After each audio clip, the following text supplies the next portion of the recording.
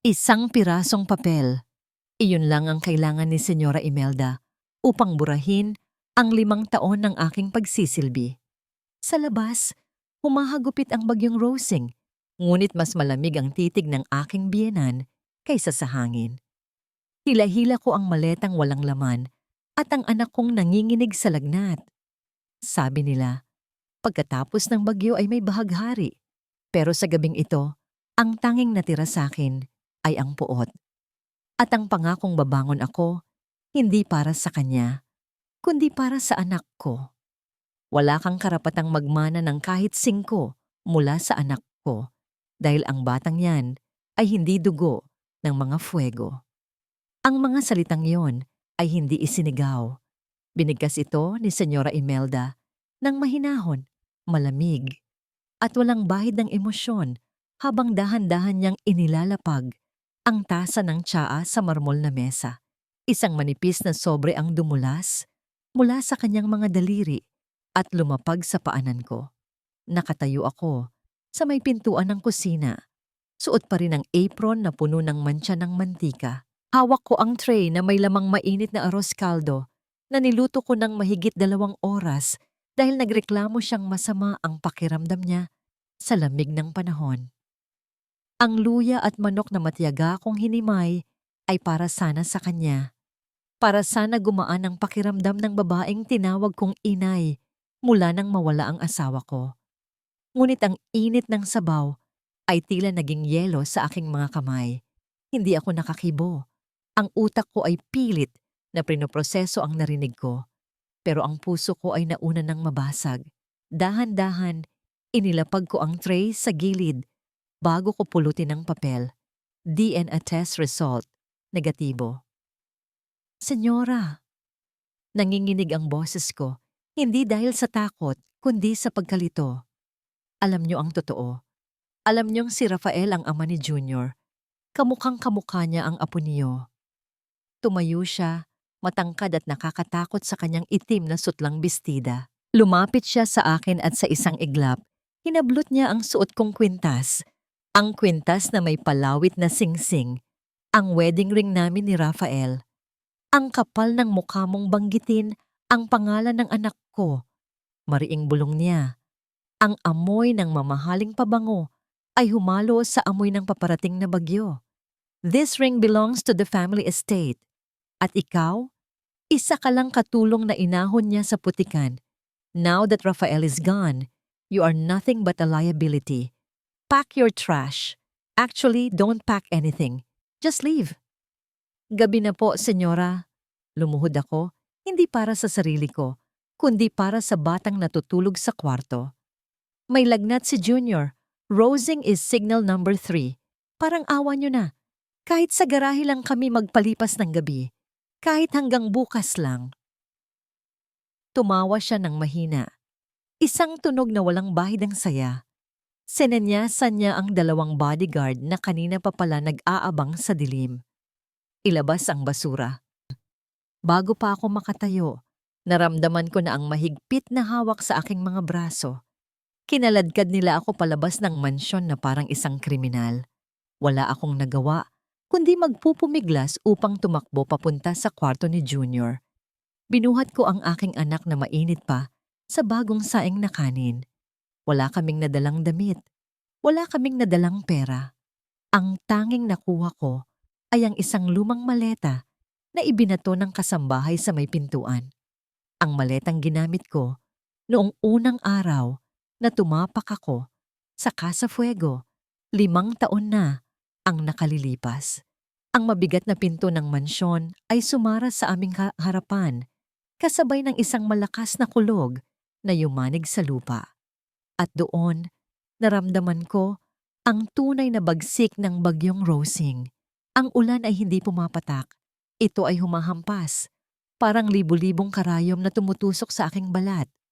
Ang hangin ay humihiyaw, tinatangay ang mga dahon at sanga. Tila nakikiramay sa aking pagtangis. Yinakap ko ng mahigpit si Junior. Shh, anak. Nandito si Mama. Hindi ka pababayaan ni Mama. Ang bata ay umungol ng mahina. Ang kanyang noo ay nag-iinit laban sa aking basang dibdib. Wala kaming masisilungan. Ang gate ng subdibisyon ay milya-milya ang layo at walang tricycle o jeep na maglalakas loob bumiyahe sa ganitong panahon. Naglakad ako. Bawat hakbang ay isang pakikipagbuno sa hangin. Ang tubig baha ay mabilis na tumaas hanggang sa aking tuhod, maitim at malamig. Tumingin ako sa bintana ng kwarto ni Senyora Imelda sa ikalawang palapag. May ilaw doon. Nakita ko ang anino niya na nakatayo. Pinapanood kami habang kami ay nilalamon ng dilim at ulan. Wala man lang bahid ng pagsisisi. Ganito na lang ba? Matapos ang lahat ng sakripisyo, matapos kong alagaan siya noong na-stroke siya, matapos kong ibenta ang lupa ng mga magulang ko para sa kampanya ni Rafael noon, ang kapalit ba ng pagmamahal ay ganitong klase ng kalupitan? Napaluhod ako sa basang aspalto dahil sa bigat ng pagod at sama ng loob. Ang mga luha ko ay humalo sa ulan, mainit at mapait. Gusto kong sumigaw. Gusto kong isumpa ang langit. Pero wala nang boses na lumalabas sa aking lalamunan. Ang tanging naririnig ko ay ang tibok ng puso ni Junior at ang galit na dagundong ng kalikasan. Sa gitna ng kadiliman, sa gitna ng kawalan ng pag-asa, isang nakakasilaw na liwanag ang biglang tumama sa aking mukha. Mula sa dulo ng kalsada, may isang sasakyan na mabilis na paparating. Ang headlights nito ay humiwa sa dilim, palaki ng palaki, habang papalapit sa kinaluluhuran ko. Hindi ito bumabagal. Tila ba isa pa itong halimaw na handang tumapos sa kung anumang natitirang hininga ko. Pumikit ako at niyakap ko ng mahigpit ang aking anak. Hinihintay ang huling hagupit. Inakala ko nakatapusan na namin iyon. Inihanda ko na ang sarili ko sa sakit, sa bakal na dadagok sa aking katawan. Ngunit sa halip na banggaan, ang narinig ko ay ang matinis na huni ng preno na kumayod sa basang aspalto. Ang sasakyan ay huminto ilang pulgada na lamang ang layo sa aking tuhod. Ang init na nagmumula sa makina nito ay humampas sa aking mukha, sumasalungat sa lamig ng ulan. Bumukas ang pinto sa likuran ng taxi. Hindi isang estranghero ang lumabas, kundi isang pamilyar na figura na may hawak na sira-sirang payong. Tala, Diyos ko, ang bata. Si Manang Celia, ang matandang mayordoma na nagpalaki kay Rafael at ang kaisa-isang tao sa mansyon na tumrato sa akin bilang tao. Akala ko ay nauna na siyang umalis matapos siyang sibakin ni Senyora Imelda kaninang umaga dahil lang sa nabasag na platito. Pero heto siya, basang-basa rin. Hinihila kami papasok sa loob ng taxi na amoy luma at sigarilyo. Manong na Manong, pakiusap, itakbo niyo na kami sa tondo. Doblehin ko ang bayad. Pakiusap ni Manang Celia sa driver na mukhang iritable. Nang isara niya ang pinto, para kaming isinilid sa isang maliit na kapsula na ligtas mula sa bagyo. Doon lamang bumigay ang aking katawan. Napasandal ako sa upuan. Yakap-yakap pa rin si Junior na nanginginig sa aking kandungan. Hinubad ni Manang Celia ang kanyang cardigan na yari sa lana at ibinalot ito sa bata. Ang magaspang na tela ay tila pinakamalambot na kumot sa buong mundo ng sandaling iyon. Tahan na, bulong ni Manang Celia habang hinahaplos ang basa kong buhok. Ang kanyang mga kamay na puno ng kulubot at peklat mula sa dekadang paninilbihan ay naghatid ng init na hindi ko naramdaman sa loob ng 5 taon sa Casa Fuego. Ang biyahe papuntang Tondo ay tila isang pagtawid sa ibang mundo. Mula sa malalawak at tahimik na kalsada ng Forbes Park, pumasok kami sa masisikip at bahaing eskinita ng Maynila. Dito, ang bagyo ay hindi lamang isang abala. Ito ay isang halimaw na sumisira ng buhay. Nakita ko ang mga tao na naglalakad sa baha, bitbit ang kanilang mga gamit, habang ang mga yero sa bubong ay kumakalampag sa lakas ng hangin. Huminto ang taxi sa harap ng isang hilera ng mga dikit-dikit na bahay na gawa sa hollow blocks at kahoy. Nandito na tayo anak, sabi ni Manang Celia. Wala itong gate na ginto. Walang garden na puno ng orchids. Ang sasalubong sa amin ay amoy ng kanal na humalo sa amoy ng piniritong tuyo. Pumasok kami sa loob ng kanyang maliit na bahay. Ang sahig ay semento na may mga bitak at ang dingding ay napapalamutian ng mga lumang kalendaryo at imahe ng Santo Niño. Ngunit sa pagpasok namin, sinalubong kami ng mga kapitbahay. Hindi sila mayaman, pero mayaman sila sa pagkalinga.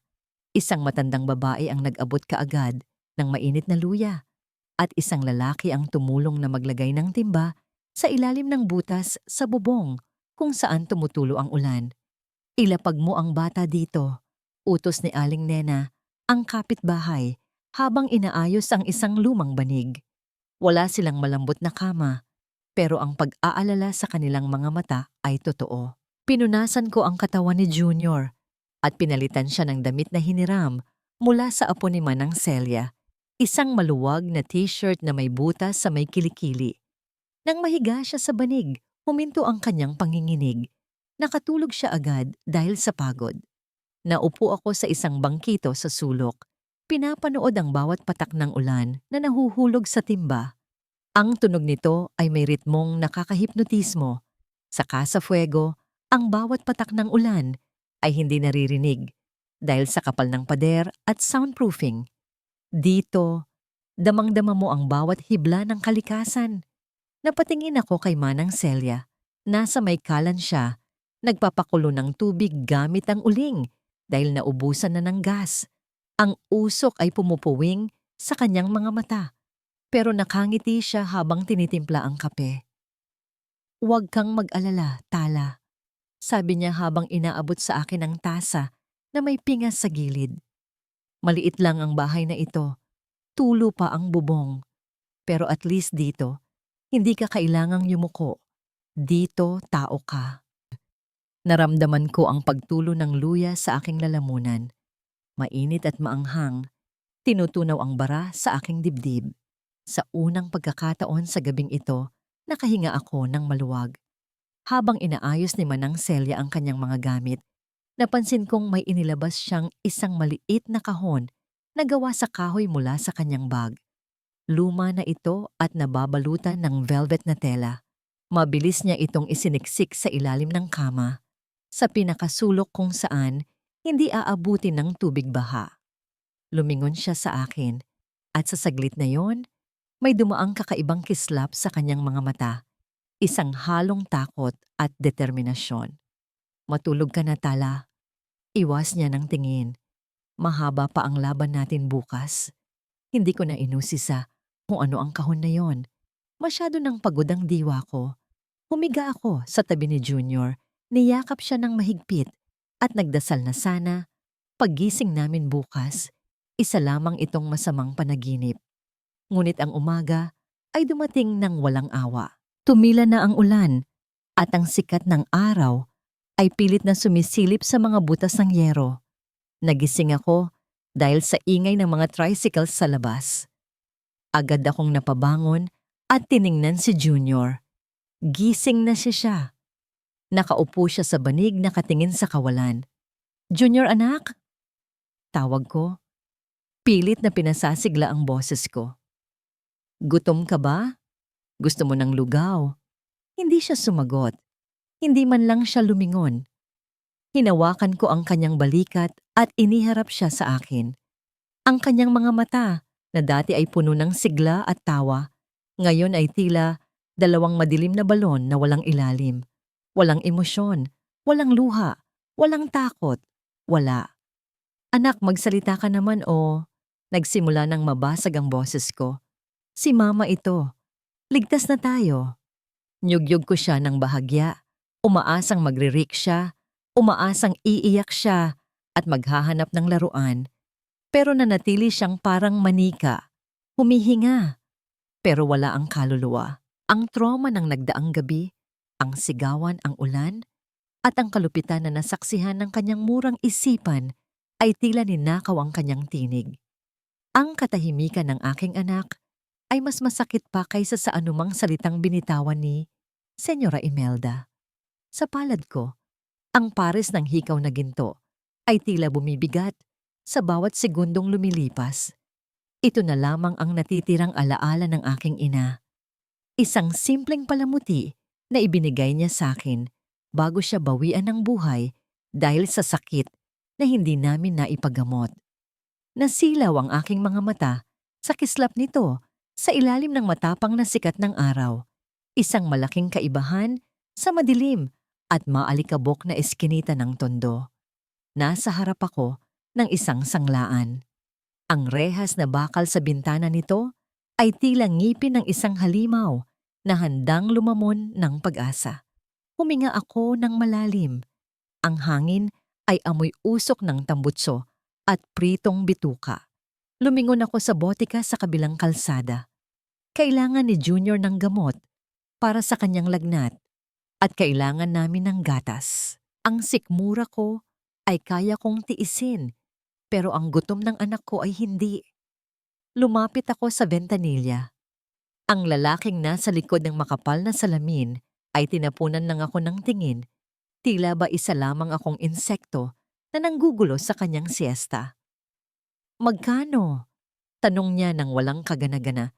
Iniabot ko ang hikaw. 18 karats po yan. Pamana pa ng nanay ko. Sinuri niya ito, tinimbang, at tiningnan sa ilalim ng lente. Ang bawat segundo ng kanyang pagsusuri ay parang tinutunaw ang aking dignidad. Ito ang hikaw na suot ko noong nagtapos ako ng kolehiyo. Ito ang hikaw na suot ko noong unang beses akong hinalikan ni Rafael. Ngayon, isa na lang itong transaksyon. 2,000, sabi ng lalaki, sabay bato ng hikaw sa tray na parang basura. 2,000? Halos mabitawan ko ang aking bag. Manong, ang bili po dyan ay halos 10,000 noong panahon na yon. Kahit dagdagan nyo naman po ng konti, pambili lang ng gamot ng anak ko. Take it or leave it, miss. Marami pang nakapila. Masungit niyang sagot. Sabay talikod. Kinagat ko ang aking labi hanggang sa malasahan ko ang dugo. Gusto kong bawiin ang hikaw, gusto kong isampal sa kanya ang katotohanan na mas mataas pa ang pinag-aralan ko kaysa sa kanya na dating Senyora Tala ang tawag sa akin. Pero ang realidad ay isang sampal na mas masakit. Ngayon, isa na lang akong nanay na walang pera. Sige na po, bulong ko, habang ang mainit na luha ay nagbabadyang tumulo. Kunin ko na. Sa kabilang dako ng lungsod, sa isang VIP room ng malaki at magarang kasino, ibang klase naman ng pagsusugal ang nagaganap. Si Senyora Imelda ay nakaupo sa harap ng baccarat table. Ang kanyang mga daliri na pinalamutian ng mga diamanteng singsing ay nanginginig hindi dahil sa gutom, kundi sa adrenaline. Sa harap niya ay ang tumpok ng chips na nagkakahalaga ng higit pa sa buong buhay na kita ng mga tao sa tondo. All in! Utos niya. Ang boses ay puno ng kayabangan. Ang dealer ay tahimik na namigay ng baraha. Ang hangin sa kwartong yon ay malamig at amoy mamahaling pabango, malayo sa init at alikabok ng sanglaan. Bumukas ang mga baraha. Talo. Ang mukha ni Imelda ay namutla sa ilalim ng makapal na makeup. Ang perang iyon, ang huling pondo na nakuha niya mula sa joint account nila ni Rafael bago ito ma-freeze ng bangko, ay naglaho sa isang iglap. Samantala, nakauwi na ako sa bahay ni Manang Celia. Dala ko ang isang supot ng gamot, isang lata ng gatas, at ilang kilong bigas. Kakaunti na lang ang natira sa 2,000, pero sapat na ito para mabuhay kami ng ilang araw. Pagpasok ko, nakita ko si Junior na nakaupo sa sahig, nilalaro ang isang piraso ng sinulid. Tahimik pa rin siya. Ang puso ko ay parang pinipiga tuwing makikita ko ang kawalan ng buhay sa kanyang mga mata. Sa sulok ng kwarto, natatakpan ng lumang kumot, ay may isang bagay na pumukaw sa aking atensyon. Nilapitan ko ito at hinawi ang tela. Isang lumang makina ng pananahi. Singer.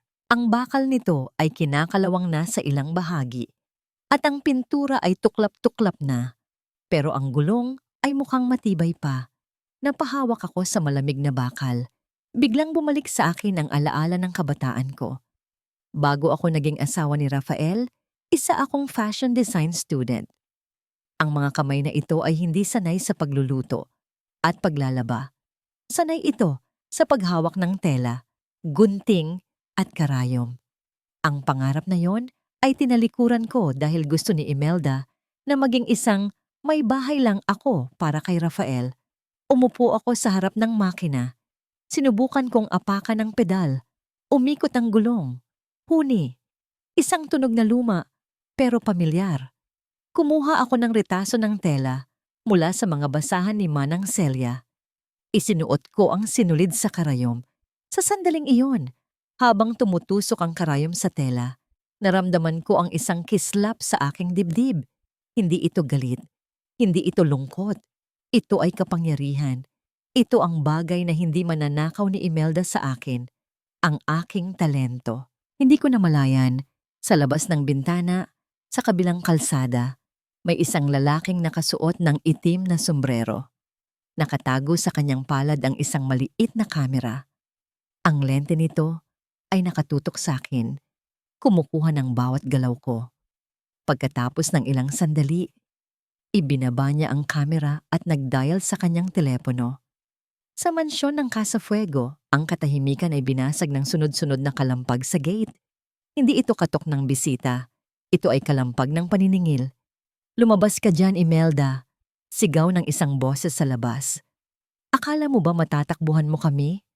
Si Senyora Imelda ay nanginginig sa loob ng kanyang kwarto.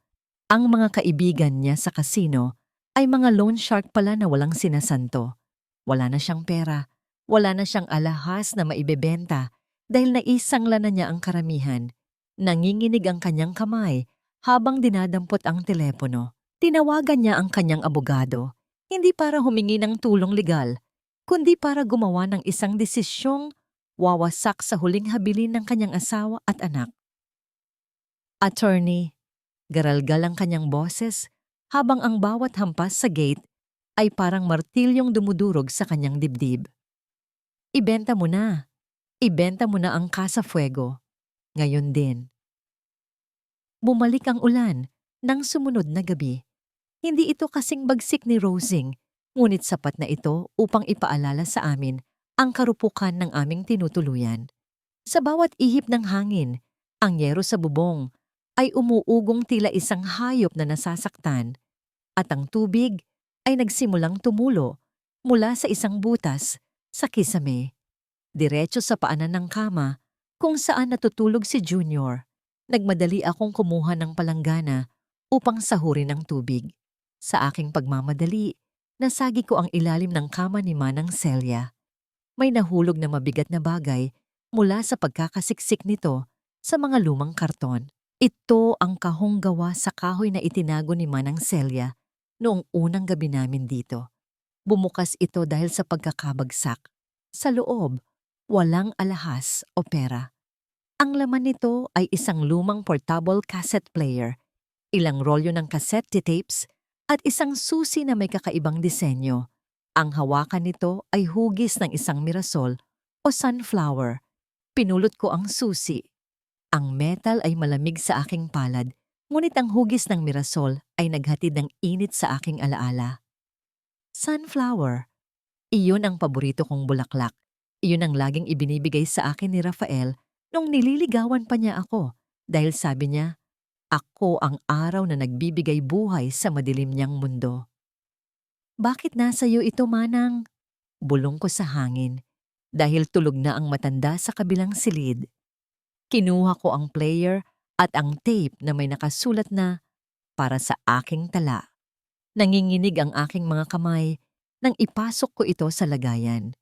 Pinindot ko ang play. Ang tunog ng static ay pumuno sa katahimikan ng gabi na sinundan ng isang pamilyar na pag-ubo. At pagkatapos, ang boses na akala ko ay hindi ko na muling maririnig. Mahal ko, kung naririnig mo ito, ibig sabihin ay wala na ako. At kung nasa iyo ang kahong ito, ibig sabihin ay nagawa na ni Mama ang kinatatakutan ko. Napahawak ako sa aking bibig upang pigilan ang paghagulhol. Ang boses ni Rafael ay mahina, garalgal. Halatang hirap na siya sa paghinga noong nire-record niya ito. Alam kong hindi aksidente ang paglala ng sakit ko. Patuloy ng boses sa tape. Napapansin ko ang pagpapalit niya ng gamot ko. Nakikita ko ang mga tingin niya sa akin tuwing humihingi ako ng tubig. Masakit tala. Masakit malaman na ang babaeng nagluwal sa akin ay mas mahal ang pera kaysa sa sarili niyang anak. Ang luha ko ay pumatak sa cassette player. Gusto kong sumigaw sa galit. Alam ni Rafael ang ginagawa ng demonyo niyang ina, pero wala siyang ginawa. Huwag kang magalit sa akin dahil nanahimik ako. Tila nabasa niya ang isip ko. Kailangan kong magpanggap na wala akong alam para hindi kanya saktan. Kapag nalaman niyang may hinala ako, ikaw at si Junior ang babalikan niya. Kaya naghanda ako. Ang susing hawak mo, hindi iyan para sa isang safety deposit box sa bangko. Masyadong predictable iyon para kay mama. Huminto sandali ang tape. Tanging ang tunog ng mabigat na paghinga ni Rafael ang naririnig. Ang susing iyan ay para sa isang pinto na magbubukas lamang kapag namukadkad na ang mga mirasol. Hanapin mo ang kaibigan ko, ang taong hindi nasisilaw sa ginto. Siya ang magdadala sa iyo sa katotohanan. Natapos ang recording sa isang mahinang mahal na mahal kita. Bago ito naputol ng tunog ng pagbukas ng pinto sa background ng recording, marahil ay pumasok si Imelda sa kwarto niya noon. Niyakap ko ang player sa aking dibdib. Tila ba niyayakap ko si Rafael sa huling pagkakataon. Ang sakit ng pangungulila ay humalo sa isang bagong emosyon, pag-asa. Hindi kami iniwan ni Rafael. Kahit sa huling sandali, kami pa rin ang inisip niya. Pero sino ang kaibigan? At anong pinto ang tinutukoy niya? Mama? Napalingon ako. Gising si Junior. Nakaupo siya at nakatingin sa akin. Hindi pa rin siya nagsasalita, pero sa unang pagkakataon, may ekspresyon na sa kanyang mukha. Lumapit siya at humiga sa tabi ko. Ipinatong ang kanyang maliit na ulo sa cassette player na hawak ko pa rin. Tila nararamdaman din niya ang presensya ng kanyang ama. Kinaumagahan, huminto na ang ulan. Ngunit ang putik sa kalsada ng tondo ay makapal at madulas. Nasa labas ako, nagwawalis ng bakuran, habang iniisip ang sinabi ni Rafael. Biglang nagbago ang ihip ng hangin sa aming lugar. Ang mga kapitbahay na karaniwang maingay ay biglang tumahimik at nagsilipana sa gilid. Isang itim na sedan ang dahan-dahang gumapang sa maputik na eskinita. Kakaiba ito sa lugar na puro tricycle at pedicab lang ang dumadaan. Makintab, walang bahid ng alikabok, at halatang napakamahal. Huminto ito mismo sa tapat ng bahay ni Manang Celia. Bumukas ang pinto ng driver, lumabas ang isang lalaking nakasuot ng formal na barong. Ang kanyang sapatos na katad ay lumubog sa putik, ngunit tila hindi niya ito alintana. Tiningnan niya ang numero ng bahay bago niya itinuon ang kanyang paningin sa akin. Kilala ko siya. Nakita ko na siya dati sa burol ni Rafael, nakatayo sa malayo. Hindi lumalapit kay Imelda, si Attorney Mateo, ang kilalang abogado na laging kalaban ng kumpanya ng mga fuego. Bakit siya nandito? Siya ba ang kaibigan o isa na namang kaaway na ipinadala ni Imelda? Lumapit siya sa akin. Ang kanyang mukha ay seryoso, ngunit hindi mabagsik.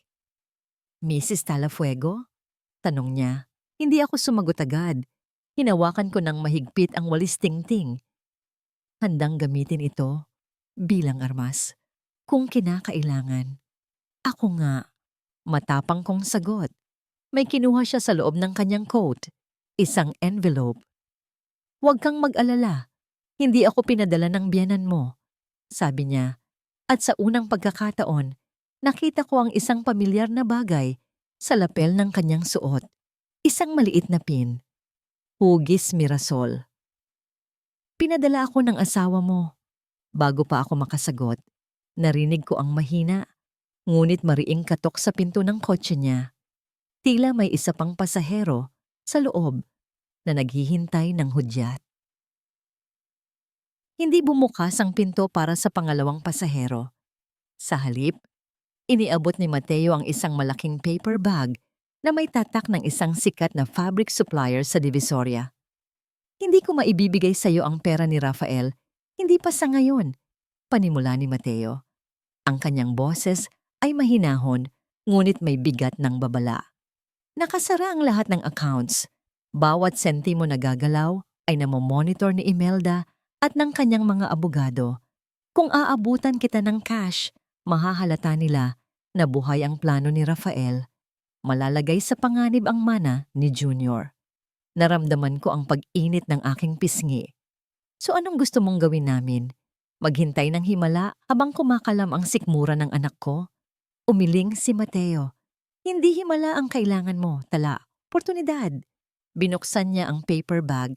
Sa loob ay may ilang yarda ng mamahaling sutla. Kulay ivory, malambot at dumudulas sa balat na parang tubig. Kasama nito ang isang sketchpad at isang sobre na may paunang bayad. Hindi kalakihan, pero sapat para sa pagkain ng isang linggo. May kliyente ako, isang business tycoon na ayaw magpabanggit ng pangalan. Kailangan niya ng gown para sa darating na charity gala ng mga alta sosyedad sa Makalawa. Walang sikat na designer ang gustong tumanggap dahil sa ikli ng oras. Tinitigan ako ni Mateo sa mata. Pero alam ni Rafael ang kakayahan mo. Sabi niya, ang mga kamay mo ay kayang lumikha ng mahika kahit sa gitna ng bagyo. Tinanggap ko ang tela. Mabigat ito, hindi dahil sa timbang, kundi dahil sa responsibilidad na kaakibat nito. Ito ang unang hakbang. 3 araw, sagot ko. Ang boses ko ay pununo ng determinasyon. Babalik ka dito sa loob ng 3 araw. Habang abala ako sa pagtabas ng tela, sa maliit na sahig ng bahay ni Manang Celia, sa kabilang dako ng Maynila, ang mundo ni Senyora Imelda ay unti-unting gumuguho. Nasa loob siya ng library ng Casa Fuego. Ang mga libro ay nagkalat sa sahig, ang mga painting ay nakataob. Hinahalughog niya ang bawat sulok ng kwarto. Sa wakas, sa likod ng isang painting ni Amor Solo, nakita niya ang vault. Nanginginig ang kanyang mga kamay habang pinipindot ang birthday niya. Mali. Birthday ni Rafael. Mali. Sa huli sinubukan niya ang birthday ni Junior. Bumukas ito. Isang matinding pag-asa ang sumilay sa kanyang muka. Sa loob ay may isang itim na USB drive. Ito na. Bulong niya. Ang mga mata ay nanlalaki sa kasakiman. Nandito ang mga offshore accounts. Isinaksak niya ito sa kanyang laptop. Ang screen ay umilaw. Nagbukas ang folder. Ngunit sa halip ng mga bank codes o titulo ng lupa, ang laman nito ay isang video file lamang. Pinindot niya ang play. Ang mukha ni Rafael ang lumabas. Nakangiti ng mapait. Ma, kung napapanood mo ito, ibig sabihin ay sinubukan mong nakawin ang mana ng apo mo. Walang laman ang drive na ito, ma. Ang tunay na yaman ay nasa mga taong marunong magmahal. Sana matuto ka na. Isang malakas na sigaw ng galit ang umalingaw-ngaw sa buong mansyon. Hinablot ni Imelda ang laptop at ibinato ito sa pader. Ang screen ay nabasag at nagkapira-piraso kasabay ng pagkadurog ng kanyang huling pag-asa na makabayad sa mga loan shark. Ang tunog ng pagkasira ay bumasag sa katahimikan ng malaking bahay. Pero walang sino man ang dumating para damayan siya. Mag-isa siya sa kanyang gintong kulungan. Bumalik sa tondo, iba ang tunog na maririnig. Hindi pagkasira, kundi pagbuo. Ang huni ng lumang makina ni Manang Celia ay naging musika sa aming maliit na tahanan. Ang bawat padyak ko sa pedal ay may ritmo, may buhay. Mainit sa loob ng bahay. Ang pawis ay tumutulo mula sa aking noo, pero hindi ko ito alintana. Nakatutok ako sa bawat tahi, sa bawat pileges ng tela. Ang ivory silk ay unti-unting nagkakaroon ng anyo. Nagmistula itong isang bulaklak na namumukadkad sa gitna ng basurahan. Sa aking paanan, nakaupo si Junior. Hindi pa rin siya nagsasalita, pero hindi na siya nakatulala. May hawak siyang maliit na gunting na pambata. Sa tuwing may sobrang sinulid na nahuhulog sa sahig, Dahan-dahan niya itong pinupulot at ginugupit upang maging maliliit na piraso. Tila tinutularan ang ginagawa ko. Huminto ako sandali at tiningnan siya. Iniabot niya sa akin ang isang piraso ng tela na nalaglag. Ang kanyang maliliit na daliri ay dumampi sa aking palad. "Salamat, anak," bulong ko. Tumingin siya sa akin at sa isang iglap, isang napakaliit na ngiti ang sumilay sa kanyang mga labi. Sa sandaling iyon, ang pagod ko ay napawi. Ang nangiting iyon ay mas mahalaga pa sa anumang bayad na ibibigay ni Mateo. Ito ang aming golden moment.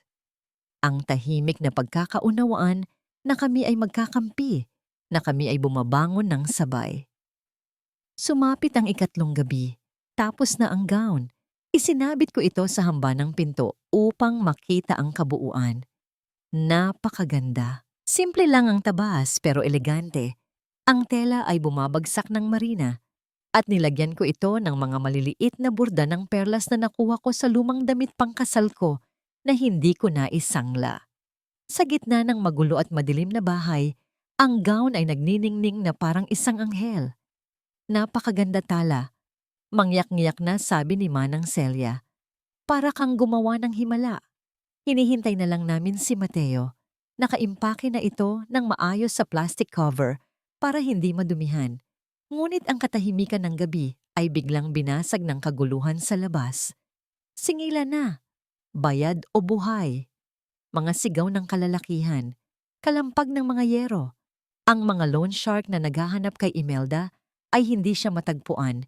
Kaya't nagpadala sila ng mga tauhan upang guluhin ang mga lugar na konektado sa mga dating kasambahay ng mga fuego. Nagbabaka sakaling may tinatago silang yaman doon. O baka naman, sadya silang inutusang manakot. Narinig ko ang pagbagsak ng gate ng kapitbahay. At pagkatapos, may bumato sa bintana namin. Ang manipis na salamin ay nabasag. Kasunod nito ay ang pagpasok ng isang bagay na mabigat at basa. Isang lata ng pintura. Itim na pintura na ginagamit sa mga pader ng kalye. Tumama ito sa sahig at ang laman nito ay tumalsik pataas. Parang bumagal ang oras. Nakita ko ang itim na likido na lumipad sa ere. Paarko, papunta sa direksyon ng gown na nakasabit. "Huwag!" sigaw ko. Akmang sasaluhin ito. Ngunit huli na ang lahat. Ang maputing sutla, ang simbolo ng aming pagbangon, ang tanging pag-asa namin para makabili ng pagkain at gamot. Ngayon ay naliligo na sa makapal, maitim, at malapot na pintura. Ang ivory ay naging itim. Ang pangarap ay naging bangungot. Napaupo ako sa sahig, tulala, habang ang amoy ng chemical ay sumasakal sa aking paghinga. Tinutitigan ko ang itim na mantsa na gumapang sa mamahaling seda. Para itong lason na kumalat sa isang malinis na katawan. Si Manang Celia ay napahagulhol sa isang sulok, bitbit ang basahan, akmang pupunasan ito. Ngunit pinigilan ko ang kanyang kamay.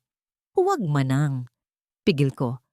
Ang boses ko ay nakakagulat na kalmado. Kakalat lang lalo kapag pinunasan. Masisira ang himaymay ng tela. Pero tala, anong gagawin natin? Humahagulgol niyang tanong. Bukas na ang deliver. Wala tayong pambayad sa ganito kamahal na tela. Kulungan ang bagsak natin.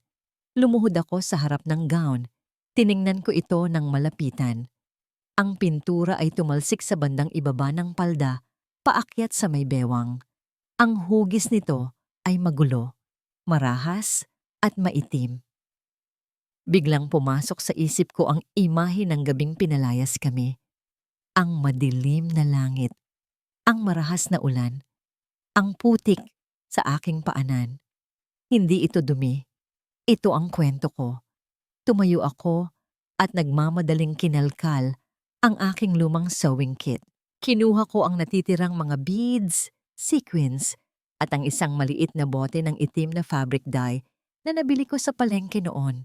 "Manang, magtimpla ka ng kape," utos ko, habang sinisindihan ang lampara. Walang matutulog ngayong gabi.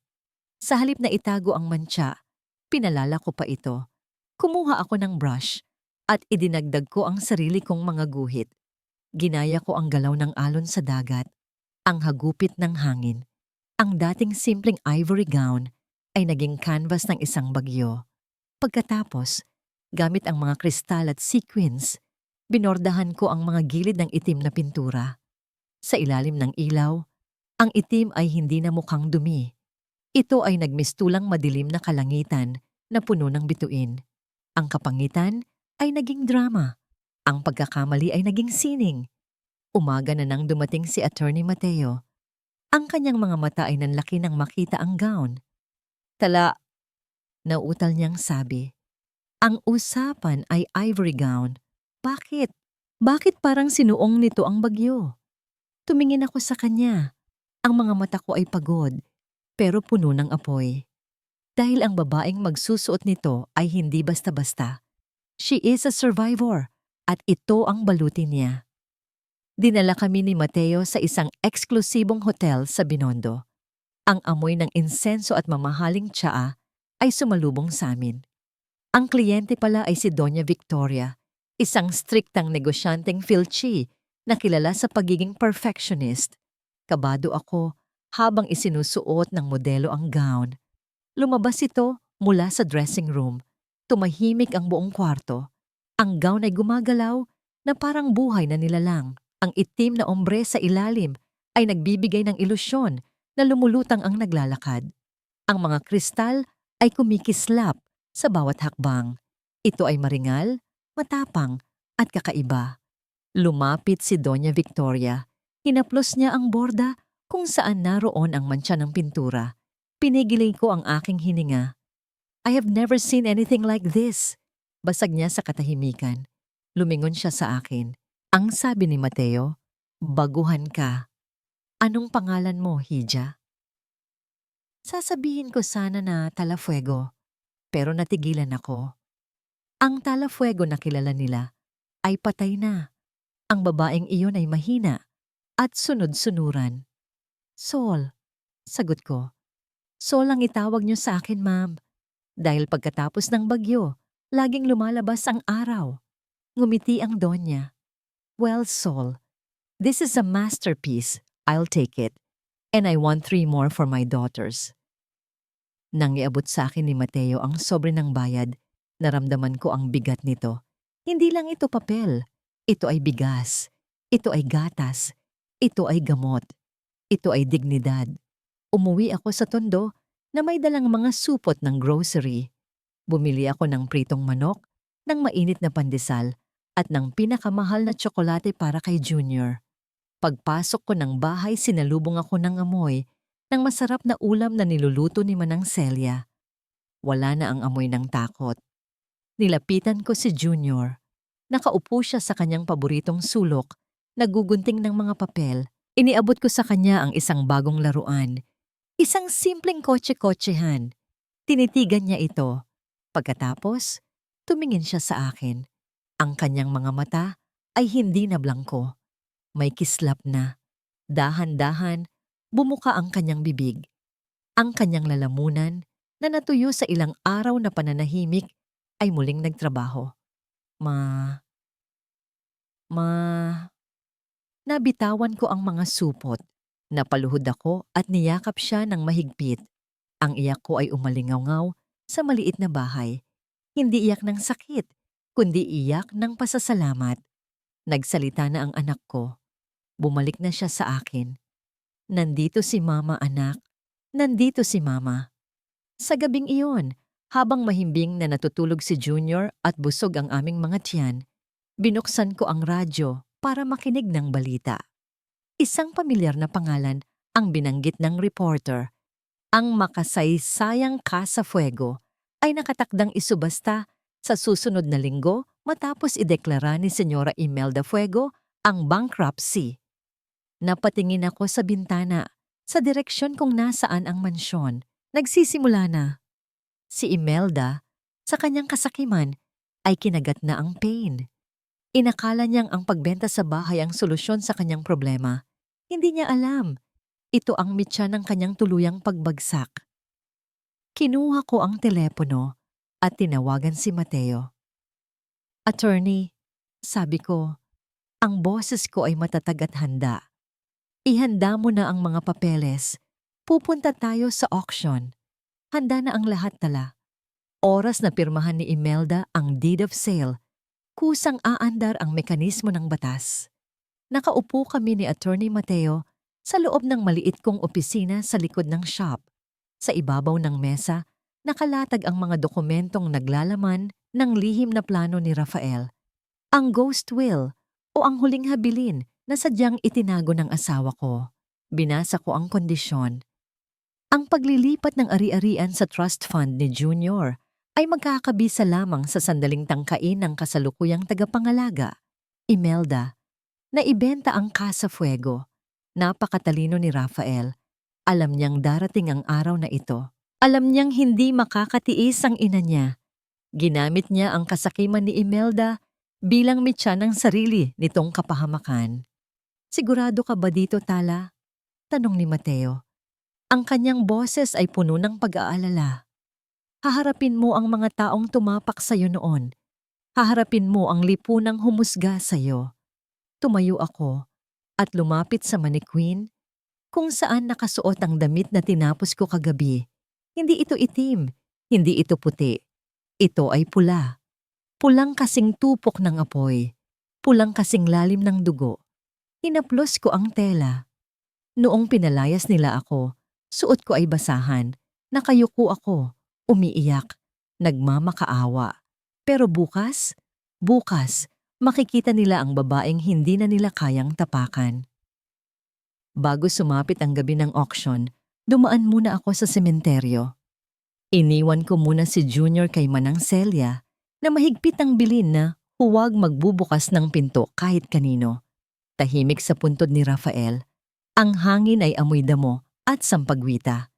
Nilinis ko ang lapida niya at naglagay ng isang pumpo ng sariwang mirasol. "Mahal ko," bulong ko, habang hinahaplos ang malamig na marmol. "Magsisimula na ang palabas. Sana nanonood ka. Hindi ako gaganti para manakit, Rafael. Gaganti ako para bawiin ang para sa anak natin. Kukunin ko ang hustisya na ipinagkait nila sa'yo." Tila sumagot ang hangin sa pamamagitan ng paghaplos sa aking pisngi. Naramdaman ko ang tapang na dumaloy sa aking mga ugat. Hindi na ako ang biyudang nagluluksa. Ako na ang inang lumalaban. Ang Manila Grand Hotel ay nagniningning sa liwanag ng libu-libong kristal ng chandelier. Ang parking lot ay puno ng mga luxury cars. Ang mga bisita ay nagkikislapan sa kanilang mga diamante at designer suits. Ito ang mundo kung saan ang pera ang tanging lengguwahe at ang reputasyon ang tanging Diyos.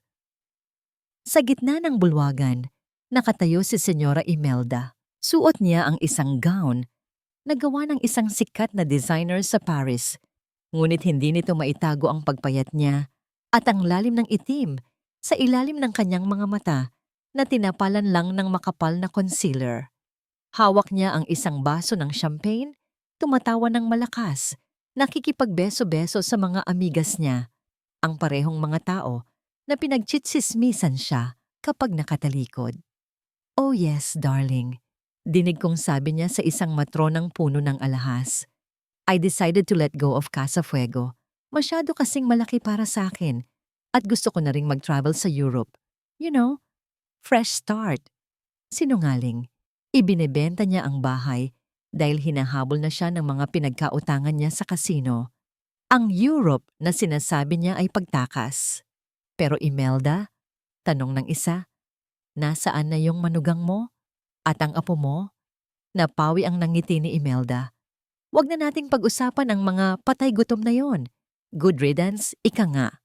They never belonged in our world." Nagtawanan sila. Ang tunog ng kanilang halakhak ay parang mga basag na salamin sa aking pandinig. Nasa gilid ako ng entrance, nakakubli sa anino ng malaking pilar. Kasama ko si Mateo.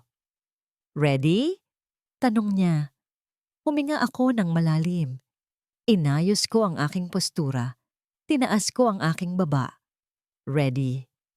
Bumukas ang dambuhalang pinto ng ballroom. Ang liwanag mula sa hallway ay tumama sa akin na lumikha ng isang silhueta bago ako tuluyang pumasok sa liwanag.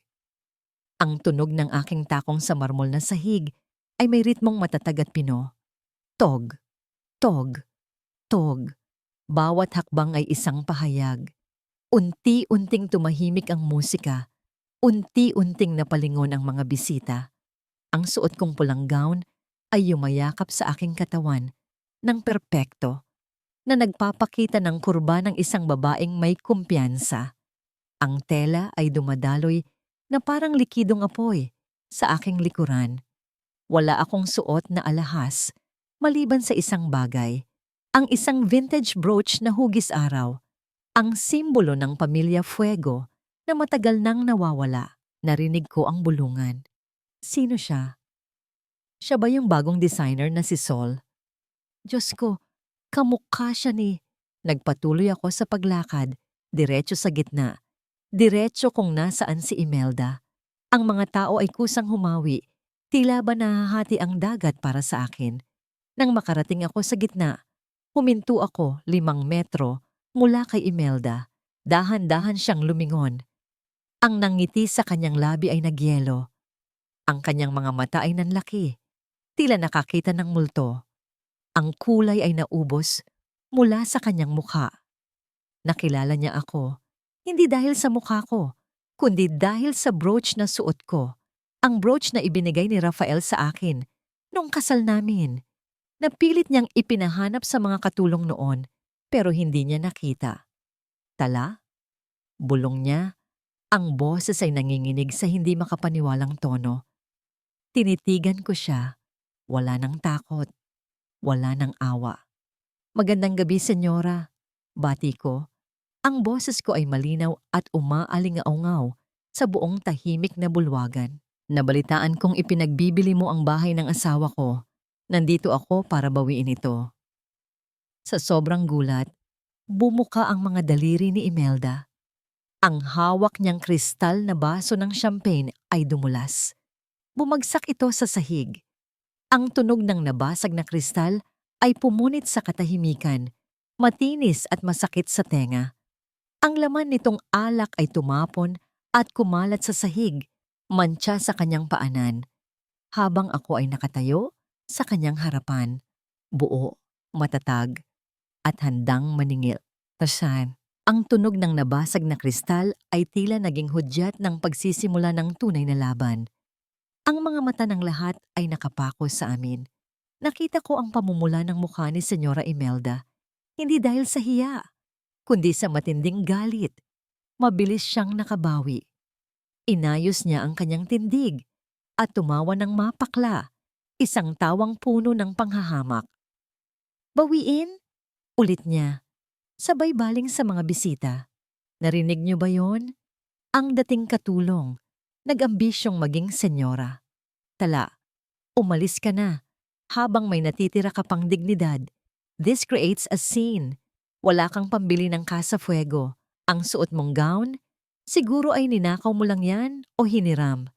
Magsimula na tayo. Sigaw niya sa auctioneer, pilit na iniignora ang presensya ko. Nag-alinlangan ang auctioneer, ngunit sa kumpas ng kamay ni Imelda, itinuloy nito ang subasta. The bidding for the historic Casa Fuego starts at 50 million pesos. Nagsimula ang tawaran. 55 million, sabi ng isang negosyante. 60 million, sagot ng isa pa. Nakatayo lang ako doon tahimik. Pinapanood ko kung paano pinagpapasapasahan ng mga estranghero ang tahanang ipinundar ng asawa ko. Si Imelda ay nakangiti na. Ang kanyang mga mata ay kumikislap sa bawat pagtaas ng presyo. Inakala niyang panalo na siya. Inakala niyang ang pera ay sapat na panakipbutas sa kanyang mga kasalanan. 80 million! Sigaw ng isang dayuhang investor. 80 million going once! Sigaw ng auctioneer. Itinaas niya ang kanyang maso. Tumingin sa akin si Imelda. Ang kanyang ngiti ay puno ng tagumpay. Tapos na, ang sinasabi ng kanyang mga mata. Going twice? Humakbang pa itaas ng entablado si Attorney Mateo. Ang kanyang tinig ay bumasag sa tensyon ng kwarto. Itigil ang auction. Natigilan ng auctioneer. Ang maso ay nanatiling nakabitin sa ere. Ano ito? Sino ka? Bulyaw ni Imelda. Security! Ilabas ang mga ito. Ngunit walang security na gumalaw. Sa halip, naglabas si Mateo ng isang dokumento at itinaas ito upang makita ng lahat. Ako si Attorney Mateo de los Santos, ang personal na abogado ni Rafael Fuego, at ang hawak ko ay ang temporary restraining order mula sa korte kasama ang orihinal na titulo ng lupa. Ang subastang ito ay illegal. Nagbulungan ang mga tao. Ang nangiti ni Imelda ay tuluyang naglaho. Sinungaling!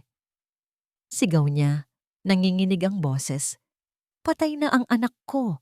Ako ang tagapagmana. Tama ka, senyora. Sagot ni Mateo ng mahinahon. Patay na si Rafael, pero bago siya namatay, inilipat niya ang lahat ng ari-arian sa isang trust fund para sa kanyang kaisa-isang anak na si Junior, at may iniwan siyang mensahe para sa gabing ito. Sa isang kumpas ni Mateo, namatay ang mga ilaw sa ballroom. Ang malaking projector screen sa likod ng entablado ay umilaw. At doon, lumabas ang mukha ni Rafael, napasinghap ang mga tao. Si Imelda ay napaatras, napahawak sa gilid ng mesa. Sa video, nakaupo si Rafael sa kanyang kama, maputla at mahina. Ngunit ang kanyang mga mata ay puno ng lungkot at katotohanan. Ma, panimula ni Rafael sa video. Kung napapanood mo ito, ibig sabihin ay sinuway mo ang huli kong pakiusap. Ibig sabihin, ibinebenta mo ang bahay kung saan tayo naging pamilya. Katahimikan. Kahit ang paghinga ng mga tao ay tila tumigil. Akala mo ba hindi ko alam? Nagpatuloy ang boses ni Rafael, basag at masakit pakinggan. Nakita kita, ma, noong isang gabi, habang nagtutulog-tulugan ako. Nakita kitang pinapalitan ng gamot ko sa puso ng placebo pills. Nakita ko kung paano mo itinapon ang mga tableta na makakapagdugtong sana ng buhay ko para lang makuha mo agad ang insurance money. Isang malakas na pagsinghap ng gulat ang kumawala sa mga bibig ng mga bisita. Eskandalo. Krimen. Ang marangyang bulwagan ay napuno ng bulungan ng pagkasuklam. Pinatay mo ako, ma. Tumulo ang luha ni Rafael sa video. Hindi ang sakit ko ang pumatay sa akin. Ang kasakiman mo. Namuwala ng video. Bumalik ang ilaw. Lahat ng mata ay nakatusok kay Imelda. Siya na kanina ay reyna ng gabi. Ngayon ay nagmistulang isang halimaw na hinubaran ng maskara. Hindi totoo yan, titili ni Imelda. Ang kanyang boses ay matinis, parang hayop na nasusukol. Deepfake yan. Gawa-gawa lang yan ng babaeng yan. Tinuro niya anak ko. Nanginginig ang kanyang daliri. Lumapit ako sa kanya. Ang bawat hakbang ko ay mabigat. Hindi ako sumigaw. Hindi ako nagwala. Tinitigan ko lang siya gamit ang mga matang puno ng awa. Awa para sa isang inang kinain ng pera ang kaluluwa. Senyora, sabi ko, sapat lang para marinig niya at ng mga nasa paligid. Hindi mo kailangang aminin. Ang konsensya mo na ang huhusga sa'yo. Nakuha ko na ang bahay. Nakuha ko na ang hustisya para kay Rafael. Tapos na. Akmang susugurin niya ako. Itinaas niya ang kanyang kamay upang sampalin ako. Ngunit hindi tumama ang kanyang palad. Sa kalagitnaan ng ere, biglang nanigas ang kanyang katawan. Ang kanyang muka ay namutla at namilipit. Ang kanyang bibig ay bumuka. Ngunit walang boses na lumabas. Tanging garalgal na tunog lamang. Napahawak siya sa kanyang dibdib. Tila may kamay na pumipiga sa kanyang puso. Ang karma ay hindi laging dumarating ng dahan-dahan. Minsan, dumarating ito ng biglaan. Parang kidlat. Bumagsak si Imelda sa sahig. Ang tunog ng kanyang pagbagsak ay mas malakas pa sa anumang salita. Nagkagulo ang mga tao. Tumawag kayo ng doktor. Na-stroke siya. Nakatayo lang ako doon, pinapanood ang babaeng nagpahirap sa akin.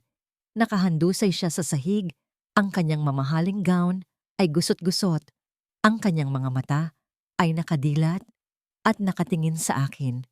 Puno ng takot, puno ng pagsisisi, at puno ng pagmamakaawa.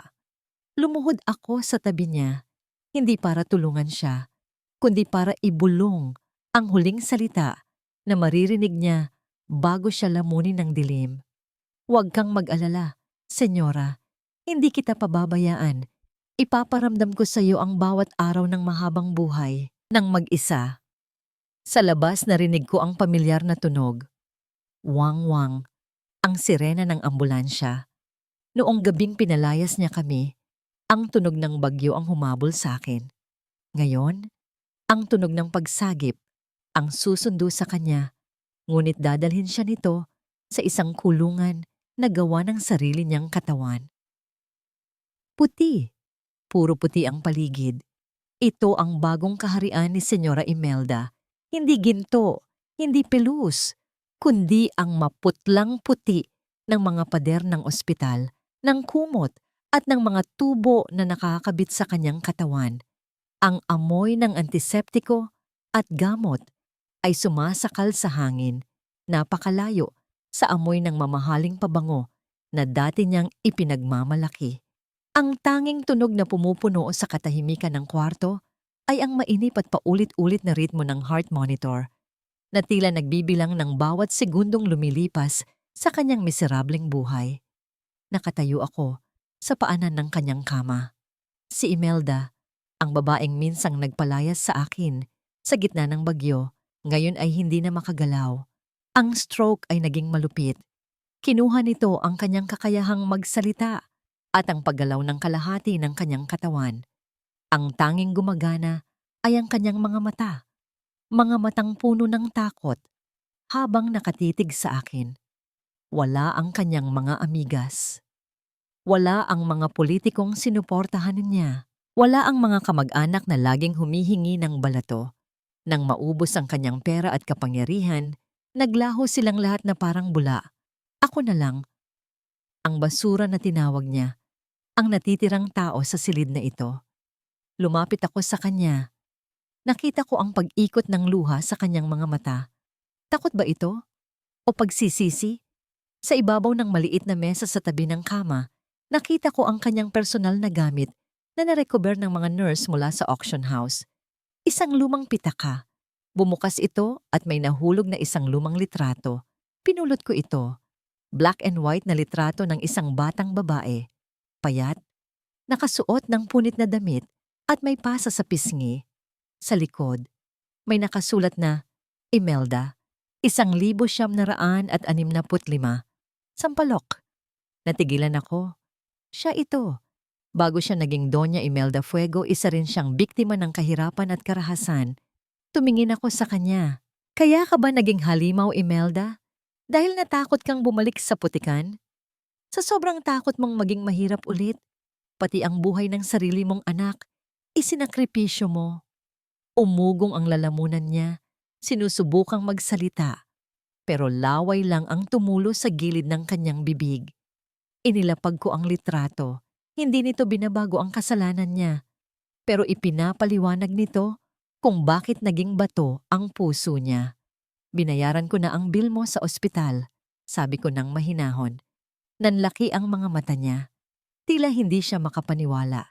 Inakala siguro niyang hahayaan ko siyang mabulok sa charity ward o ipapakulong ko siya agad. Ginamit ko ang pera ni Rafael, pero huwag kang umasa na babalik ka sa Casa Fuego. Ang bahay na yon ay para kay Junior. Inilapit ko ang mukha ko sa kanya. Dadalhin ka sa Bahay Pag-asa. Isang nursing home sa probinsya. Malinis doon, may pagkain, at may mag-aalaga sa'yo. Pero walang aircon, walang caviar, walang nagsisilbi sa'yo na parang reyna. Matututo kang mamuhay ng simple, kasama ang iba pang matatandang iniwan ng panahon. Pumikit siya ng mariin, at tuluyan ng bumagsak ang kanyang mga luha. Para sa isang taong sanay sa karangyaan, ang maging karaniwan ay mas masahol pa sa kamatayan. Ito ang tunay na parusa. Hindi kulungan, kundi ang pagtanggal sa lahat ng bagay na bumubuo sa kanyang ego. Huwag kang mag-alala, bulong ko. Dadalawin ka namin ni Junior minsan. Gusto kong makita ng anak ko na kahit gaano kasama ang lola niya, hindi naging kasing sama ng lola niya ang nanay niya. Puputulin ko ang sumpa ng kasakiman sa pamilyang ito. Tumalikod ako at naglakad palabas. Hindi na ako lumingon kahit narinig ko ang mahina niyang pag-ungol na tila pagmamakaawa. Ang bigat sa dibdib ko na dinala ko ng 5 taon ay biglang gumaan. Paglabas ko ng ospital, sumalubong sa akin si Attorney Mateo. Nakasandal siya sa kanyang kotse, nakangiti. "Tapos na?" tanong niya. "Tapos na," sagot ko. "Dalhin mo na ako sa bahay." Ang biyahe pabalik sa Casa Fuego ay tahimik pero payapa. Nang huminto ang sasakyan sa tapat ng dambuhalang gate na bakal, tila ibang-iba na ang itsura nito. Dati, para itong bibig ng halimaw. Ngayon, para na lang itong isang bahay, isang istruktura ng semento at kahoy. Bumaba ako. Nasa bulsa ko ang susing ibinigay ni Mateo, ang orihinal na susi na tinangkang itago ni Imelda. Ang kalawang sa mga rehas ay saksi sa mga taon ng kapabayaan. Ipinasok ko ang susi sa siradura. Ang bakal ay malamig sa aking kamay. Click! Ang tunog ng pagbukas ng lock ay umalingaw-ngaw sa tahimik na kalye. Itinulak ko ang mabigat na gate. Ang huni ng bisagra ay tila daing ng isang matandang nagising mula sa mahabang pagkakatulog. Pumasok ako sa loob. Ang hardin ay puno ng damo. Ang fountain ay tuyo at puno ng lumot. Ang mga bintana ay maalikabok. Pero sa gitna ng kapabayaan, nakita ko ang isang bagay sa paanan ng pinto. Isang maliit na usbong ng mirasol na pilit na tumutubo sa pagitan ng mga bitak ng semento. Kahit walang nagdidilig, kahit tinapakan ng marahas na panahon, nabuhay ito. Napangiti ako. Kinuha ko ang aking telepono at tinawagan si Manang Celia. "Manang," sabi ko, habang pinagmamasdan ang malawak na bakuran na magiging palaruan ni Junior. "Iimpake mo na ang mga gamit. Uuwi na tayo." Ngunit habang nakatayo ako doon, naramdaman ko ang isang malamig na hangin na dumaan sa aking batok. Tumingin ako sa bintana ng kwarto sa 2nd floor. Ang kwarto kung saan namatay si Rafael. Bukas ang ilaw. Imposible. Walang tao dito. Naputulan na ng kuryente ang bahay dahil sa hindi pagbabayad ni Imelda. Kinabahan ako. Sino ang nasa loob? Ang aking puso ay kumakabog ng mabilis. Habang umaakyat ako sa malawak na hagdanan ng Casa Fuego. Ang bawat hakbang sa kahoy na sahig ay lumilikha ng tunog na umaalingaw-ngaw sa buong kabahayan. Tila binibigyan ako ng babala. Madilim ang paligid, maliban sa manipis na sinag ng liwanag na lumalabas sa siwang ng pinto ng kwarto ni Rafael. Multo ba ito? O baka may naiwan pang tauhan si Imelda na nagtatago? Hinawakan ko ang doorknob. Malamig. Huminga ako ng malalim. Inipon ang lahat ng tapang na nakuha ko nitong mga nakaraang linggo at pinihit ito. Bumukas ang pinto. Wala akong nakitang multo. Wala ring magnanakaw. Ang nakita ko ay isang malaking ilaw na desolar na nakapatong sa gitna ng mesa. Ang mesa kung saan madalas magtrabaho si Rafael noon. Ang ilaw ay konektado sa isang portable battery pack at sa tabi nito may isang malaking plano o blueprint na nakalatag. Lumapit ako, ang aking mga mata ay napuno ng luha nang maunawaan ko ang nakikita ko. Hindi ito plano para sa negosyo. Ito ay plano para sa renovasyon ng kwartong ito. Ang dating madilim at seryosong opisina ni Rafael ay idinisenyo niya para maging isang playroom. Sa blueprint, may nakasulat na mga nota sa sulat kamay ni Rafael. Dito ilalagay ang shelves para sa mga laruan ni Junior. Dito ang reading nook para kay Tala. Ang bintana ay dapat lakihan para pumasok ang araw. Napaupo ako sa upuan niya. Ang ilaw na ito, hindi ito multo. Ito ay ang huling regalo ng asawa ko. Marahil ay naset up niya ang timer ng solar battery na ito bago siya namatay. Umaasang isang araw, babalik kami dito para makita ito. Kahit sa kabilang buhay, siya pa rin ang nagbibigay liwanag sa amin sa gitna ng kadiliman. Kinabukasan, dumating ang tunay na liwanag. Dumating si Manang Celia at si Junior, kasama ang isang jeep na puno ng gamit panlinis. Hindi kami pumasok bilang mga bisita. Pumasok kami bilang mga may-ari. Buksan ang lahat ng bintana. Masayang utos ko. Isa-isa naming tinanggal ang mabibigat at makakapal na kurtina na gustong-gusto ni Imelda. Iyong mga kurtinang humaharang sa araw at nagkukulong sa amoy ng luma. Pinalitan namin ito ng manipis at puting telang lino na sumasayaw sa hangin. Ang alikabok ay lumipad at sumayaw sa sinag ng araw na pumasok sa sala. Sa unang pagkakataon, ang Casa Fuego ay huminga. Ang amoy ng amag at mapait na gamot ay unti-unting napalitan ng amoy ng lemon cleaner at nilulutong adobo ni Manang Celia sa kusina. Ang mga mamahaling vase na walang laman ay nilagyan ko ng mga sariwang mirasol. Ang mga painting ng mga ninunong nakasimangot ay tinanggal ko at pinalitan ng mga drawing ni Junior. Nasa garden ako, nagtatanim ng mga bagong halaman nang dumating si Attorney Mateo. Nakasuot siya ng casual na polo, hindi ang kanyang usual na abogado suit. May dala siyang folder, pero sa pagkakataong ito, nakangiti siya. Official na tala, sabi niya, sabay abot ng titulo. Wala nang Imelda Fuego sa papel na ito. Ang nakalagay na ay Junior Fuego, under the guardianship of Tala Fuego. Tinanggap ko ito. Salamat, Mateo. Hindi ko alam kung paano kita mababayaran. Umiling siya. Binayaran na ako ni Rafael noon pa. Ang makita kayong ligtas at masaya, iyon ang bonus ko. Tumingin siya sa paligid. So, ano na ang plano mo? Magiging full-time donya ka na ba? Tumawa ako. Hindi bagay sa akin ang nakaupo lang, Mateo. Itutuloy ko ang Sol Designs. Gagamitin ko ang old guest house sa likod bilang workshop. Gusto kong turuan manahi ang mga nanay sa tondo. Gusto kong bigyan sila ng kabuhayan. Tumingin si Mateo sa akin ng may paghanga. Isang paghanga na profesional at puno ng respeto. Alam mo, kung nakikita ka lang ni Rafael ngayon, siguradong mas mai-in-love iyon sa'yo. Mama! Napalingon kami. Tumatakbo si Junior sa damuhan. Ang kanyang tawa ay umaalingaw-ngaw sa buong hardin. Hinahabol niya ang isang paru-paro. Wala na ang bakas ng trauma sa kanyang muka. Ang pisngi niya ay mamula-mula dahil sa araw at ang kanyang mga mata ay puno ng buhay.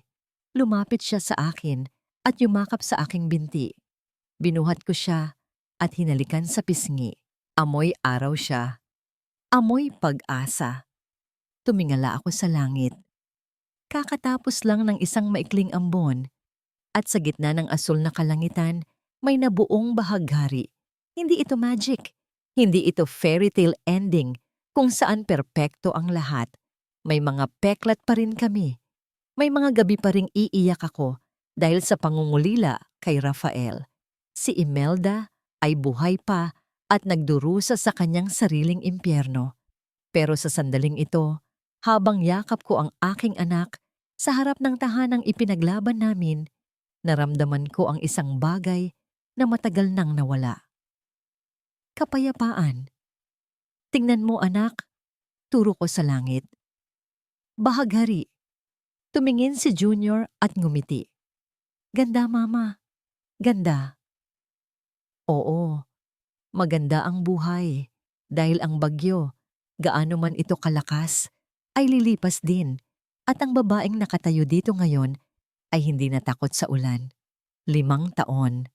5 taon na ang lumipas mula nang bumalik ang bahaghari sa Casa Fuego.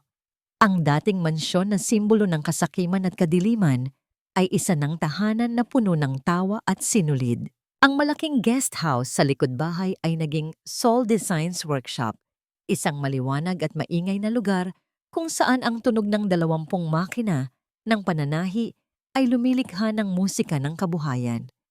Dito, ang mga babaeng minsang tinapakan ng tadhana, mga single mothers, mga byuda, mga biktima ng pang-aabuso ay natutong bumangon, hawak ang gunting at karayom bilang kanilang mga sandata. Nakatayo ako sa veranda, hawak ang isang mainit na tasa ng kape, pinapanood ang aking anak na si Junior. 10 taong gulang na siya ngayon, isang masayahin at matalinong bata na mahilig magbasa ng libro sa ilalim ng puno ng mangga na itinanim namin ni Rafael noon. Wala na ang bakas ng batang tahimik at takot sa kanyang mga mata. "Maaalis na po ako. Baka malate ako sa practice." Paalam niya, sabay halik sa aking pisngi. Miyembro na siya ng basketball team ng eskwelahan. "Mag-iingat ka, anak," sagot ko. "Huwag kalimutan ang baon mo." Pinanood ko siyang tumakbo palabas ng gate, puno ng enerhiya at pangarap. Sa bawat hakbang niya, nakikita ko ang anino ni Rafael. Ang parehong nangiti, ang parehong determinasyon. Isang beses sa isang taon, dinadala ko si Junior sa probinsya. Hindi para magbakasyon, kundi para bisitahin ang isang babaeng nakaupo sa wheelchair sa hardin ng Bahay Pag-asa. Si Imelda. Ang stroke ay tuluyan ng kumuha ng kanyang lakas. Ang dati matatalim niyang mata ay malabo na ngayon, laging nakatingin sa kawalan. Hindi na niya kami nakikilala. O baka pinipili na lang ng utak niyang wag nang kilalanin pa. "Lola, kami po ito," sabi ni Junior sa huling pagbisita namin. Sabay abot ng isang pirasong mangga. Kinuha ito ni Imelda. Tinitigan. At pagkatapos ay ibinigay sa nurse na nag-aalaga sa kanya na para bang isa itong bagay na hindi niya alam kung para saan.